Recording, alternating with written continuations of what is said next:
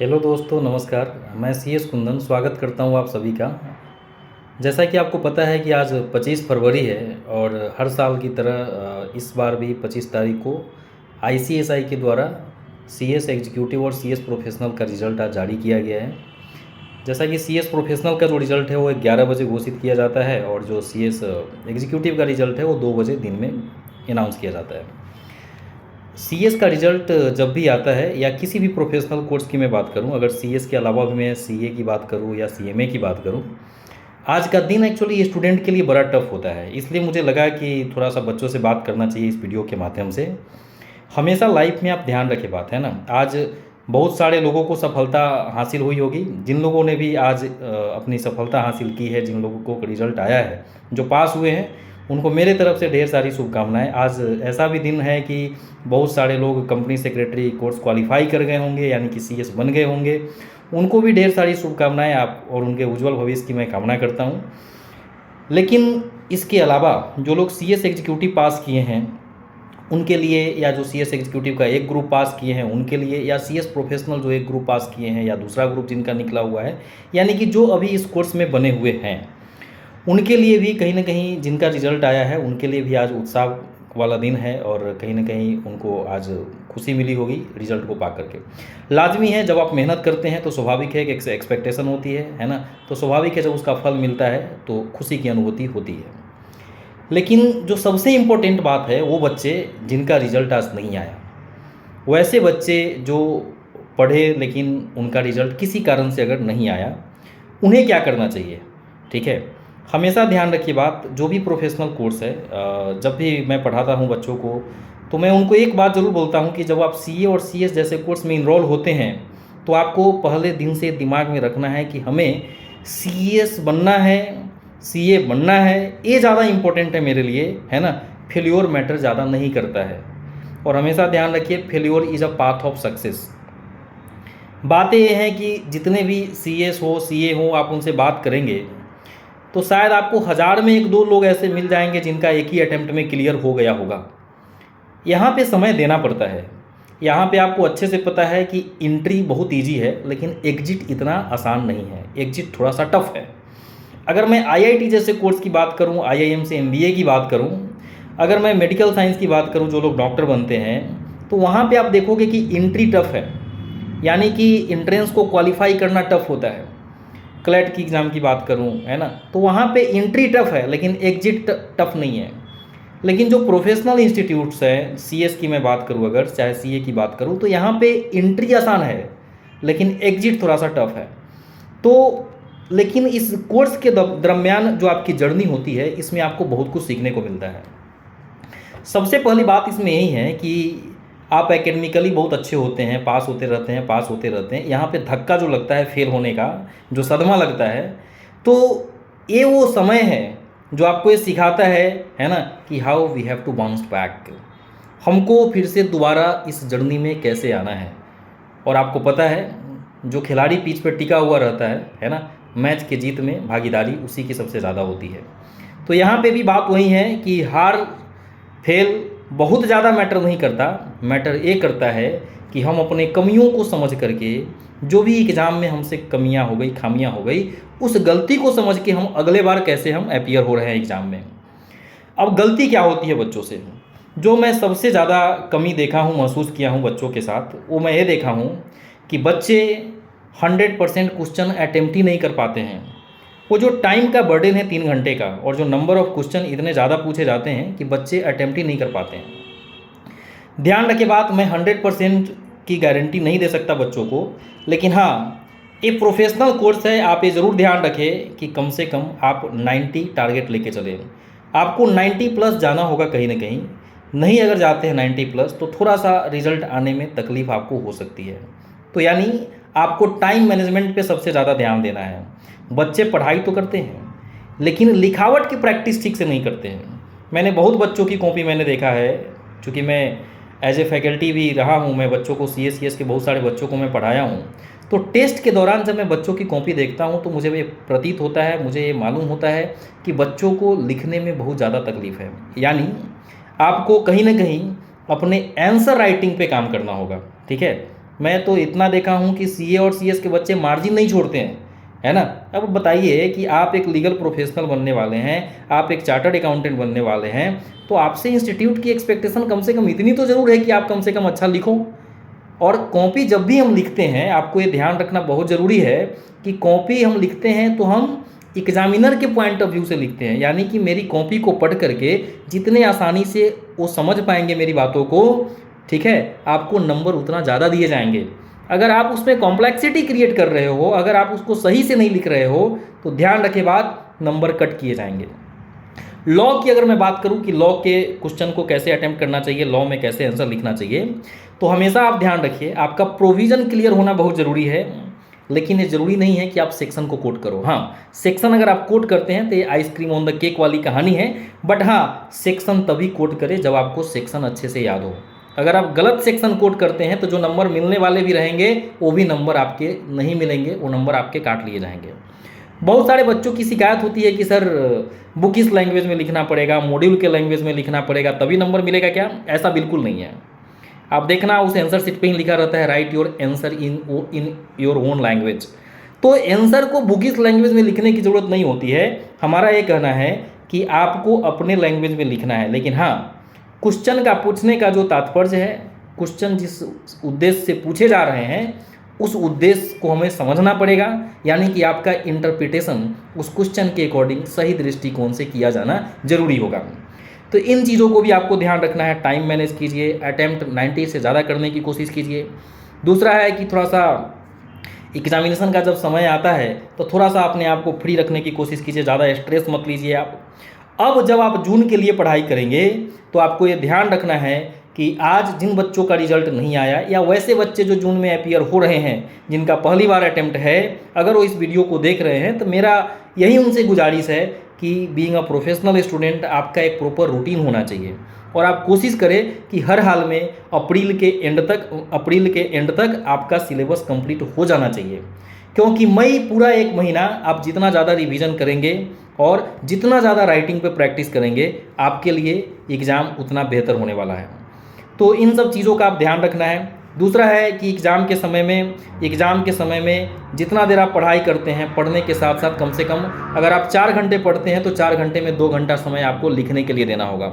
जो practical subject है, हमेशा ध्यान रखें बात, प्रैक्टिकल सब्जेक्ट में थ्योरी भी ध्यान रखना ज़रूरी है, क्योंकि जो भी प्रैक्टिकल पेपर्स है आपको पता है कि उसमें थ्योरी का मतलब वेटेज भी लगभग 50% है। यानी प्रैक्टिकल पेपर्स में जैसे फाइनेंस का पेपर हो, अकाउंटेंसी का पेपर हो, टैक्सेशन का पेपर हो, वहाँ पे केवल आप प्रैक्टिकली या प्रैक्टिकल क्वेश्चन करके एग्ज़ाम को क्वालिफाई नहीं कर सकते हैं। आपको प्रोविजंस भी पता होना चाहिए। फाइनेंस की अगर मैं बात करूँ, वहाँ पे बहुत सारे फार्मूले हैं, है ना, बहुत सारे कॉन्सेप्ट हैं, तो वो सब भी आपको पता होना चाहिए। यानी आपका जो स्टडी है वो बैलेंस स्टडी होना चाहिए। आप अगर केवल एक रास्ते पे चलेंगे तो फिर आपको पास करना थोड़ा सा आपके लिए मुश्किल होगा। दूसरा है कि आप जब भी अपना राइटिंग प्रैक्टिस करते हैं, अगर पॉसिबल हो तो अगर आपके घर में कोई सीएस अगर हैं या नहीं हैं तो आपके जो मित्र हैं, है ना, आप इंडिपेंडेंटली अपने कॉपी को, अपने आंसर को अपने दोस्तों के बीच में थोड़ा सा उनको चेक करवाने की कोशिश करें। ये जस्ट एक ऑडिटिंग का प्रोसेस है, क्योंकि होता क्या है ना कि हम अपनी गलती को खुद से समझ नहीं पाते हैं। इससे थोड़ा सा आपको गाइडलाइन मिलेगा, इससे थोड़ा सा आपको सजेशन मिलेगा कि हम क्या कमी कर रहे हैं, हमको क्या इंप्रूवमेंट करना चाहिए। सबसे बेहतर उपाय ये है कि इंस्टीट्यूट से आप कॉपी मंगवा लो। कॉपी मंगवा करके देखो कि उनका जो गाइडलाइन आंसर आता है वो गाइडलाइन आंसर क्या कहता है और आप अपने आंसर में क्या लिख रहे हो। तो गाइडलाइन आंसर के साथ साथ जब आप अपने आंसर को पढ़ोगे तो उससे भी आपको एक बेहतर सजेशन जरूर मिलेगा। केस लॉ की अगर हम बात करें कि केस लॉ कैसे लिखना चाहिए, तो केस लॉ के लिए आपको ध्यान रखना है, क्या ध्यान रखना है कि आप प्रॉपर तरीके से क्वेश्चन को पढ़ो। बच्चे क्या होते हैं, क्वेश्चन ही ठीक से नहीं पढ़ते हैं। आधा क्वेश्चन पढ़े, आंसर लिखना स्टार्ट कर दिए, मालूम चलता है कि क्वेश्चन कुछ और था, आंसर हम कुछ और लिख के आ गए। तो इसलिए हड़बड़ी न करें। आपको पता है कि ज़्यादा हड़बड़ी के चक्कर में आता हुआ क्वेश्चन भी हम गलत करके आ जाते हैं। केस लॉ में जिस भी पार्टिकुलर कंपनी का नाम मेंशन किया गया है या किसी पार्टी का नाम मेंशन किया गया है, तो आप ये जरूर ध्यान रखें कि आपके आंसर राइटिंग में उस कंपनी का नाम जो उस केस लॉ में मेंशन है जरूर मेंशन किया जाना चाहिए, या जिस पार्टी का नाम मेंशन किया गया है उस पार्टी के नाम के साथ प्रोविज़न के साथ आप अपने आंसर को लिखें। केस लॉ में कोशिश करें कि लास्ट में एक कंक्लूजन जरूर लिखें। इससे क्या होता है कि एग्जामिनर के लिए आपका जो इंटरप्रिटेशन है, आपका जो थॉट प्रोसेस है, आपका जो ओपिनियन है, उनको समझ में आता है। दूसरी बात है कि प्रेजेंटेशन सर क्या करें। एग्जामिनेशन में डायग्राम वगैरह की बात आती है, बहुत ज़्यादा चित्रकारी करने की ज़रूरत तो नहीं है, लेकिन हाँ, अगर आप अपने आंसर में, अगर हम एक पेपर में बात करें कि 3-4 अगर डायग्राम हम बना सकते हैं तो डेफिनेटली यह एक बेहतर प्रेजेंटेशन माना जाएगा, है ना। यह एक अच्छा राइटिंग स्किल भी होता है, क्योंकि अगर हम ग्राफ के वे में या हम डायग्राम के वे में किसी चीज़ को प्रेजेंट करते हैं तो इसको समझना थोड़ा सा ज़्यादा आसान होता है। एक चीज़ ये भी ध्यान आपको रखना है। दूसरा बात है कि कोशिश करें जो भी प्रैक्टिकल सब्जेक्ट्स हैं, है ना, प्रैक्टिकल सब्जेक्ट्स हैं, उसको क्या है कि जो क्वेश्चन आपको आ रहे हैं, क्योंकि मैं प्रैक्टिकल इसलिए बोल रहा हूँ क्योंकि टैक्सेशन की बात करूँ, मैं अकाउंटेंसी की बात करूँ और फाइनेंस की बात करूँ, ये तीनों पेपर आपके एमसीक्यू बेस्ड है, राइट। तो इस एमसीक्यू बेस्ड में आपको, क्योंकि निगेटिव मार्किंग है, तो निगेटिव मार्किंग है तो आपको ये ध्यान रखना ज़रूरी है हम उतने ही क्वेश्चन को टच करें, उतने ही क्वेश्चन का आंसर दें, है ना, जिस पे हम कॉन्फिडेंट हैं। हाँ, डेफिनेटली अब एक बात यहाँ पे ये ज़रूर निकल के आएगी कि सर अगर हम 40 से कम ही क्वेश्चन अटेम्प्ट कर पा रहे हैं तब क्या करें। तब तो कोई ऐसे भी आपके पास उपाय नहीं है। अगर 40 से कम आप हैं तो इस केस में तो कोई उपाय ही नहीं है, फिर आप तुक्के मार के ही आओगे। लेकिन अगर आप 50 या 45 से आगे जा रहे हो, अगर आप 45 प्लस जा रहे हो, तब आप निगेटिव अटेम्प्ट न दें, ठीक है, क्योंकि ऐसे स्थिति में पास होने के चांसेस आपके रहेंगे, क्योंकि एमसीक्यू बेस्ड एग्जाम है, इसमें नंबर कट होने जैसा कुछ बात ही नहीं है। तो इन सब चीज़ों का एग्जाम में आपको ध्यान रखना है। होता क्या है कि बच्चे 50-60 क्वेश्चन सही करके आए, है ना, और 10-12 क्वेश्चन क्या हुआ, उन्होंने निगेटिव अटेम्प्ट ले लिया, है ना। तो इससे क्या होता है ना कि कहीं ना कहीं निगेटिव इंपैक्ट पड़ता है आपके रिजल्ट पे, और क्या होता है कि नंबर कहीं ना कहीं रिड्यूस हो जाते हैं। तो इन चीज़ों का भी आपको ध्यान रखना है। दूसरा है कि फाइनल में जो भी ओपन बुक एग्ज़ाम है, ठीक है, 2 ओपन बुक एग्ज़ाम होते हैं जैसा कि आपको पता है। एक कहने के लिए ओपन बुक एग्ज़ाम होता है, लेकिन सबसे खतरनाक पेपर है सीएस के लिए। ये ओपन बुक एग्ज़ाम में सबसे ज़्यादा बच्चे फेल होते हैं। पता है इसका कारण? ये पता है, ये ओपन बुक एग्ज़ाम नहीं है, ये साइकोलॉजिकल टेस्ट है आपका। जिस तरीके से यूपीएससी के एग्ज़ाम में इंटरव्यू सबसे टफ होता है ना, उसी तरीके से इस सीएस के एग्ज़ाम में ये ओपन बुक एग्ज़ाम समझिए कि आपका भी साइकोलॉजिकल टेस्ट है। क्यों? क्योंकि ओपन बुक समझ करके हमें ऐसा लगता है कि क्या पढ़ना है इसको, एग्ज़ाम में जाएंगे आराम से बुक खोल के लिख लेंगे। लेकिन जब आप एग्ज़ाम में जाते हो तो होता क्या है, एक तो समय का बर्डन, नंबर ऑफ क्वेश्चन ज़्यादा, है ना, और फैक्ट भी यही है कि उस ओपन बुक से, यानी कि उस बुक से मुश्किल से 50% क्वेश्चन आते हैं, बाकी वो केस लॉ पूछते हैं। तो कहने का ये मतलब है 50% क्वेश्चन तो आप उससे देख के लिख भी लोगे तो रिजल्ट नहीं आने वाला है। तो सर करना क्या चाहिए? करना ये चाहिए कि आपको उस ओपन बुक एग्ज़ाम के लिए भी प्रिपरेशन वैसे ही करना चाहिए जैसा आप बाकी सब्जेक्ट के लिए करते हैं। आप ये मत सोचे कि ये ओपन बुक एग्ज़ाम है ना। ओपन बुक एग्ज़ाम जस्ट इसलिए है कि आप क्विक रेफरेंस ले। इतना समय आपके पास बिल्कुल नहीं है कि आप एक एक लाइन देख करके और अपने आंसर बुक में लिखोगे, पॉसिबल ही नहीं है। प्रोफेशनल एग्ज़ाम में कभी पॉसिबल नहीं है। और जो बच्चे ऐसा करते हैं वो 50-60 क्वेश्चन अटैम्प्ट, 50-60 नंबर का क्वेश्चन अटैम्प्ट करते करते उनका टाइम खत्म हो जाता है। यानी कि ओपन बुक एग्ज़ाम के लिए भी आप इसको ओपन बुक मत समझो, आप इसकी भी प्रिपरेशन वैसे ही करो जैसा बाकी सब्जेक्ट का करते हो। तो इन सब चीज़ों का आपको ध्यान रखना है, ठीक है, और बी पॉजिटिव रहना है, ठीक है, ठीक है। और आपको ये चीज़ अच्छे से ध्यान रखना है। ध्यान रखिए बात, सीएस और सीए या सीएमए इसीलिए स्ट्रॉन्ग होते हैं और इसीलिए परिस्थितियों को ज़्यादा बेहतर समझते हैं, क्योंकि वो फेल होकर पास होना जानते हैं, है ना। तो failure is a nothing just a path of success. आप इस चैलेंजेस को स्वीकार कीजिए, अपनी गलती को स्वीकार कीजिए, ठीक है। गलती को जब आप स्वीकार करते हैं, है ना, तो आप में इम्प्रूवमेंट के चांसेस बढ़ जाते हैं, है ना, आप अच्छा करते हैं। बहुत सारे बच्चों से मैं सुनता हूँ कि इंस्टीट्यूट नंबर ही नहीं देती है, नंबर काट लेती है। ऐसा बिल्कुल मत सोचिए। इंस्टीट्यूट के प्रति कोई भी निगेटिव परसेप्शन बनाने से, ठीक है, आपको ये समझना होगा कि आपको पहले उस लायक बनना पड़ेगा।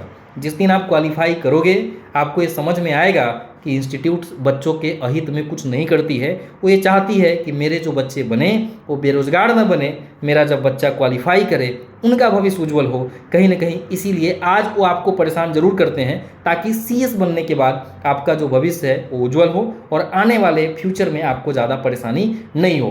तो हमेशा ध्यान रखना है, ठीक है। आप इसीलिए अलग हो, है ना, क्योंकि भले ही वो 10वीं में 90% हो, 12वीं में 90+ हो, है ना, लेकिन यहाँ पे जब धक्का लगता है वो फेल वाला तो हम चौंक जाते हैं। लेकिन चौंकने की ज़रूरत नहीं है। अगेन खुद की असेसमेंट करने की ज़रूरत है।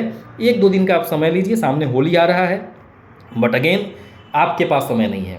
आपको पढ़ने के लिए मार्च, अप्रैल, मई मात्र 3 महीने हैं और आपको पता है कि मेरे सिलेबस का कंटेंट कितना ज़्यादा है, हमें पढ़ना कितना ज़्यादा होता है। तो बिना कुछ सोचे कल से आराम से रिफ्रेश होना है ना। और मैं उन मम्मी पापा लोगों को भी, जिन बच्चों के मम्मी पापा हैं, जिनके पेरेंट्स हैं, इस वीडियो के माध्यम से मैं उनको भी ये संदेश देना चाहता हूँ कि बच्चे को थोड़ा सा आप अपना सपोर्ट दें और ये समझने की कोशिश करें कि CS जैसा जो कोर्स है, यहाँ पे है ना असफलताएं हाथ लगती है, लेकिन आपका सपोर्ट रहेगा, है ना। आप अपने बच्चों को अगर समझेंगे और अगर आपका बच्चा अच्छा कर रहा है, आप अगर अपने बच्चों को मोटिवेट करेंगे, आपका अगर सपोर्ट मिलेगा, तो डेफिनेटली आपका बच्चा CS क्वालिफाई करेगा। हम अपनी भी बात करें तो हमने भी 6 अटैम्प्ट, हमें भी 6 अटैम्प्ट लगे थे। CS एग्जीक्यूटिव में मुझे 2 अटैम्प्ट लगे थे, CS फाइनल में मुझे 4 अटैम्प्ट लगे थे। तो यहाँ पे अटैम्प्ट लगते हैं, लेकिन इससे परेशान होने की ज़रूरत नहीं है। आप पढ़ेंगे तो क्वालिफाई कर जाएंगे, है ना। पढ़ेंगे तो क्वालिफाई कर जाएंगे। सफलता उसी को मिलती है जो इसमें निरंतर प्रयास करता है, जो इसमें लगा हुआ है। छोड़ के ऐसे भी चले जाएंगे तो कुछ मिलने वाला तो है नहीं। तो हाँ, लेकिन इसमें बने रहने के साथ साथ ये भी ज़रूरी है कि ईमानदारी से आप अपने स्टडी को करें, ठीक है। आपकी इंग्लिश बहुत अच्छी नहीं है, इसके लिए परेशान होने की ज़रूरत नहीं है। CS बनने के लिए, CA बनने के लिए इंग्लिश बहुत ज़्यादा अच्छा होना ज़रूरी नहीं है। आपकी लिखावट अच्छी होनी चाहिए, आपकी लिखावट की समझ अच्छी होनी चाहिए, है ना। आपको प्रोविज़न समझ में अच्छे से आना चाहिए, ठीक है। और जो भी बात मैंने बताया है, अगर आप इस पे अमल करेंगे तो डेफिनेटली जून वाले रिजल्ट में, जून वाले एग्ज़ाम में आप ज़रूर सफलता हासिल करेंगे। इसी उम्मीद के साथ मैं अपनी वाणी को विराम देता हूँ। तो थैंक यू सो मच, ठीक है। खुश रहिए, बिंदास रहिए, है ना। बी पॉजिटिव, है ना, be motivated. All the best for your future. Thank you so much.